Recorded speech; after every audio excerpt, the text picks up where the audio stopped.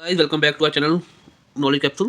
तो आज हम नई सीरीज स्टार्ट करने जा रहे हैं जिसमें हम पीवाईक्यू की ट्रिक्स एंड टिप्स देखेंगे और हम देखेंगे कि हमें कैसे पेपर अटैम्प्ट करना चाहिए ताकि हमारे ज़्यादा से ज़्यादा नंबर आ सकें। तो हम शुरू करते हैं। ये 2011 का पेपर है, तो शुरू करते हैं हम।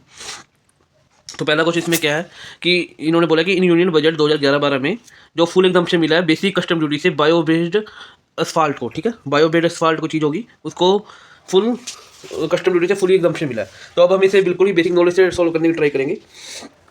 बायोबेस्ड असफाल्ट, हम इसके नाम से क्या पता कर सकते हैं कि बायोबेस्ड प्रोडक्ट मतलब कि ये कोई ऐसा प्रोडक्ट है जो ऑर्गेनिक चीज़ों से बनता हो, ठीक है। बायो का मतलब क्या होता है कि जो ऑर्गेनिक नेचुरल चीज़ों से बनता हो, ऐसा कोई प्रोडक्ट है तो ठीक है। और ज़्यादातर अगर जब हम नए प्रोडक्ट पे स्विच कर रहे होते हैं ना, और उसमें हमें सरकार वो कंसेशन देती है, वो इसलिए देती है कि वो पुराने वाले से बेहतर होता है। तो अब हम स्टेटमेंट्स पढ़ते हैं इसके।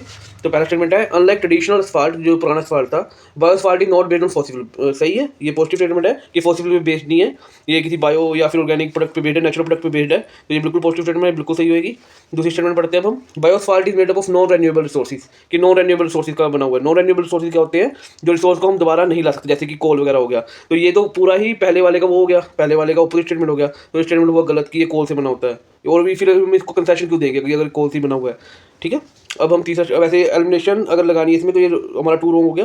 टू रॉन्ग करके, सॉरी ये नहीं, टू रॉन्ग हो गया, ये सही है। टू रॉन्ग करके हमें ये अपना आंसर मिल गया था। पर हम अगले दो भी पढ़ लेते हैं ताकि हमें पता लगे कि हमने कैसे उनको सही माना।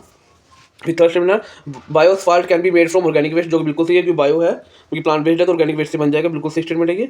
और फोर्थ है कि it is eco friendly to use bio asphalt, हाँ तभी हम इस पर कंसेशन वगैरह दे रहे हैं क्योंकि इको फ्रेंडली प्रोडक्ट है, हमारे इन्वायरमेंट के लिए सेफ होगा ये, और कोल से नहीं बनता, बायो प्रोडक्ट से बनता है। तो बिल्कुल सही, 1 2 3 सही हो गया हमारे, ठीक है। अब हम चलते हैं नेक्स्ट क्वेश्चन पे। अगला क्वेश्चन है ये। अब इस टाइप के क्वेश्चन में क्या होता है कि इन्होंने पूछा कि which of the above emissions are from coal combustion, कि कोल कंबशन से हमें कौन कौन सी एमिशन मिलती है। तो इसमें क्या ट्रिक है, एक टिप होती है इसमें कि जैसे कि कोई पावर प्लांट है कोल का, जो कोल को बर्न कर रहा है। अब कोल एक ऐसा इतने सालों से वो हुआ है, वो इतने सालों से प्रोसेस हुआ है कोल हमारी ज़मीन के अंदर, तो उसमें लगभग हर काइंड की गैस होती है, हर तरह की। अब बहुत रेयर हो जाए तो वो लगवाते हैं, जैसे ओजोन होगी, ओजोन बहुत ही रेयर है कि ओजोन नहीं होगी कोल में, पर ये बहुत ही बेसिक है। जैसे कार्बन डाइऑक्साइड जो हमें पता ही है कि रिलीज करता है कोल बर्निंग पे, सल्फर रिलीज करता है, सल्फर डाइऑक्साइड। अब अगर आप इसमें कंफ्यूज हो रहे हो ऑक्साइड ऑफ नाइट्रोजन में, आप ये सोचो कि अगर 0.1111% भी अगर रिलीज होगी तो तब भी इसको रिलीज ही मानेगा यूपीएससी। ये बहुत ही ज़्यादा वाइड हो जाता है ऐसे क्वेश्चन, तो इसमें भी अपना डी करेक्ट आएगा ऑल, ठीक है। अब हम चलते हैं अगले क्वेश्चन। तो ये गए दो क्वेश्चन थे जो आज हमने सोल्व करे 2011 के। अगर आप चाहते हैं कि मैं ये सीरीज को कंटिन्यू रखूं और इसकी लॉन्ग वीडियो अपलोड करूं तो प्लीज़ कमेंट करके मुझे जरूर बताएं।